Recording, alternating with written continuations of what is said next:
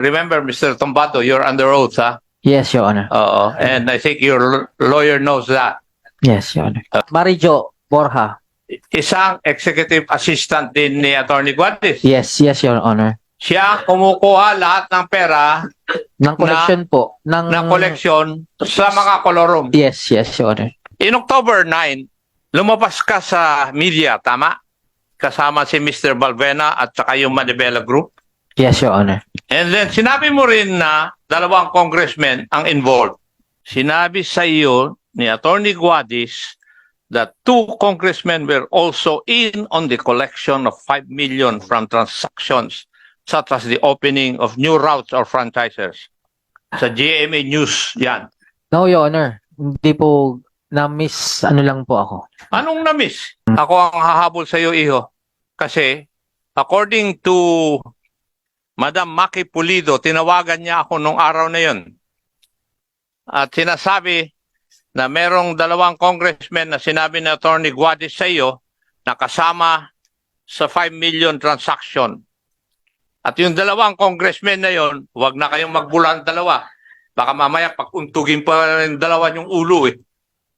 Your Honor, wala Ang po. 2 congressmen na yon allegedly were or are Congressman Sandro Marcos and this representation, Congressman Romeo M. Acop. Pwede po bang ako naman po ang magtanong?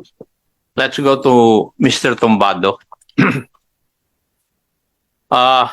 Mr. Tumbado, kayo po ay kasamahan ni Attorney Guadis sa LTO, tama po ba? Yes, Your Honor. At nung siya ay nalipat sa LTFRB, kayo po ay dinala niya doon sa LTFRB, tama? Yes, Your Honor. And according to your 2 affidavits in our possession, pinagsilbihan mo siya hanggang maski mapabayaan mo yung pamilya mo. Tama? Yes, Your Honor. Pinagsilbihan mo siya pero inilipat ka sa modernization program ng public utility vehicles. Yes, Honor. Yes, Your Honor. And because of that, sumama ang loob mo. Yes, Your Honor. And because of that also, pagsama ng loob mo, nag-resign ka. Hindi ka tinanggal, nag-resign ka. Hindi, yes, Your Honor. Hindi na po kasi maganda yung working, yung relationship namin doon, yung mga staff. Lalong-lalo na po yung executive assistant to niya. Ginagawa niya po ako ng intriga. Sinasabi sa mga... Sinong gumagawa ng intriga? Si Attorney Guadis? Hindi po. Yung EA to niya. O, sige, tuloy mo. Iniintriga po niya ako lagi dahil hindi ko alam kung anong problema niyan. Basta sinasabi sa mga operators doon, wag na po akong lapitan dahil nanghihingi daw ako ng pera, which is not true. Kada sumbong po ni Miss Borja, yung pong si Miss Borja, siya po yung humahawak ng koleksyon ng kolorum. Ba, wala nang, Siya po ang direkta po siya po yung kumukuha doon sa koleksyon ng kolorum. Sino? Buong pangalan. Si Maru- Sino mo eh? Marijo Borja. Isang executive assistant din ni Attorney Guadis. Yes, Your Honor. Siya kumukuha lahat ng pera Ng koleksyon po. ng koleksyon sa mga kolorum. Yes, Your Honor. Remember, Mr. Tombado, you're under oath, ha? Yes, Your Honor. Oo. And I think your lawyer knows that. Yes, Your Honor. Okay. You're under oath. So, ibig sabihin, hindi ikaw ang kumukolekta. Yung isang executive assistant ang kumukolekta. Yes, that's true, Your Honor. Hindi kaya ikaw ay nagselos dahil hindi ikaw ang kumukolekta. Hindi po. Hindi ko po pinapakilaman. Nung nalaman niya, nung brief niya ako, hindi ko na siya pinakilaman sa kung ano man ang ginagawa nila. Hinayaan ko po siya, pero ako po ay hindi tinatantanan sa pag-iintriga sa akin. Nagtatrabaho ako, pero kung ano may mga pinagsasabi sa akin. Yun po ang dahilan kung bakit po nailipat ako sa PUVMP. Yeah. Hindi po ako, lumapit po ako kay Chairman Guadis. Pero Para- hindi ka inintindi. Hindi po. Yeah. Tapusin ko na. Hindi ka inintindi. Kaya tuloy, nag-resign ka. Yes, Your Honor. Dahil sipin mo nga naman, LTFRB, dinala ka niya, LTO, dinala ka sa LTFRB. Tama? Yes, Your Honor. Yes.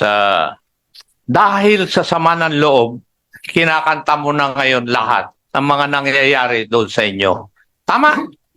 Yes, Your Honor. At hindi mo ba alam na pati ikaw ay kasama rito dahil ikaw ay walang ginagawa samantalang may labag sa batas na nangyayari sa harapan mo? I'm not aware, Your Honor. Ikaw nagsabi mismo na si Madam Borja Wala po ay akong tumatanggap participation. ng koleksyon Yes. sa kwan eh. Oo. Your Honor, Hindi ba labag sa batas yun? labag po sa batas, pero wala po akong participation na sa particular Hindi ko na... naman sinasabing may participation ka eh. Ang sinasabi ko, alam mo, nangyayari sa harapan mo. Yes, Your Honor. Yeah. Di ba? Yes. And you can ask your lawyer. Hindi ka kaya guilty rin? Tanungin mo siya. Pakitanong. Your Honor, Hindi ko ang tinatanong ko, Mr. Lawyer. I withdraw that again, Your Honor. Paki-advise mo yung kwan. Okay. Tanungin mo yung lawyer mo. Your Honor, hindi po ako aware doon kung may pananagutan po din ako. Nasa na-witness ko. Ngayon ko lang po nalaman po. Di, bahala na yung investigador sa'yo kasi ako, buong buhay ko sa pulis at saka sa PC, ako yung investigador eh. Kaya, pwede kitang hamulin. Dahil may nangyayaring krimen sa harapan mo, nalalaman mo, wala kang ginagawa. Kaya nga sabi ko, tanuin mo yung abogado mo eh. Diba? Iho. Now, in October 9, lumabas ka sa media, tama?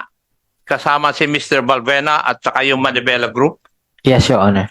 And the allegations or accusations you have stated in media generally were the following.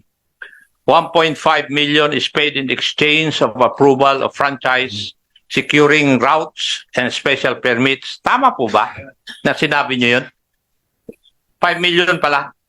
Hindi Yeah. 1.5 million. Yes, Your Honor. And sinabi mo rin doon na corruption would reach DOTR and Malacanang. Tama rin po?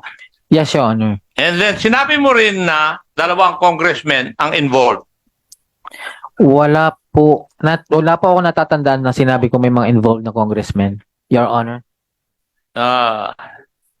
Ang sinabi mo doon sa interview, sinabi sa iyo ni Attorney Guadis that 2 congressmen were also in on the collection of 5 million from transactions such as the opening of new routes or franchisers. Sa GMA News yan. No, Your Honor. Hindi po na-miss lang po ako. Anong na-miss? Could you please Na-miss- clarify? Na-misinterpret lang po ako Hindi sa mo sinabi ko. sinabi o na-misinterpret ka? Na-misinterpret po nila. So, ibig sabihin, ano ang binanggit mo? Ako ang hahabol sa iyo, iho. Kasi, according to Madam Maki Pulido, tinawagan niya ako nung araw na yun. At sinasabi na merong 2 congressmen na sinabi ni Attorney Guadis sa iyo na kasama sa 5 million transaction. At yung 2 congressmen na yon, wag na kayong magbulan 2.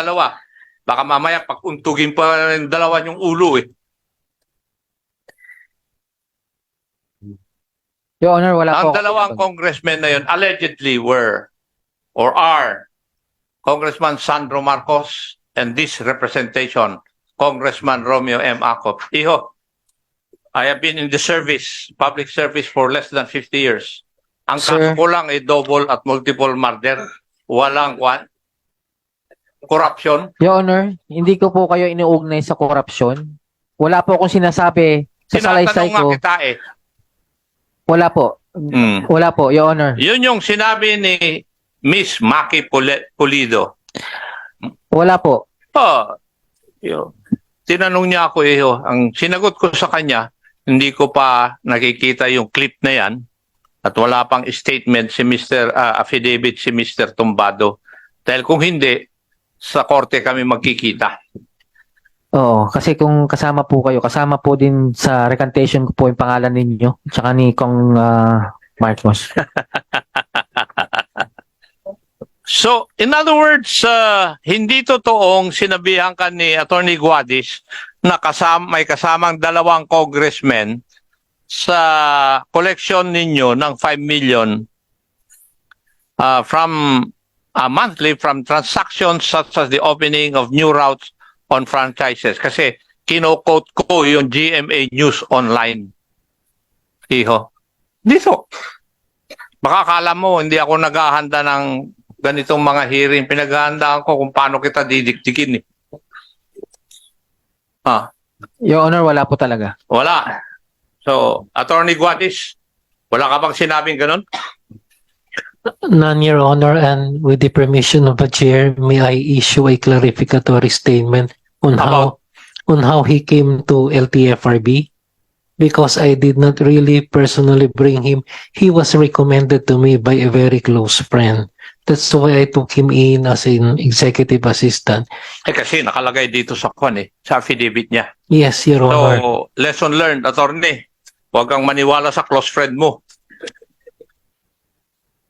Naniwala po kayo kaya tuloy nadala nyo. Ngayon na nangyayari na ito.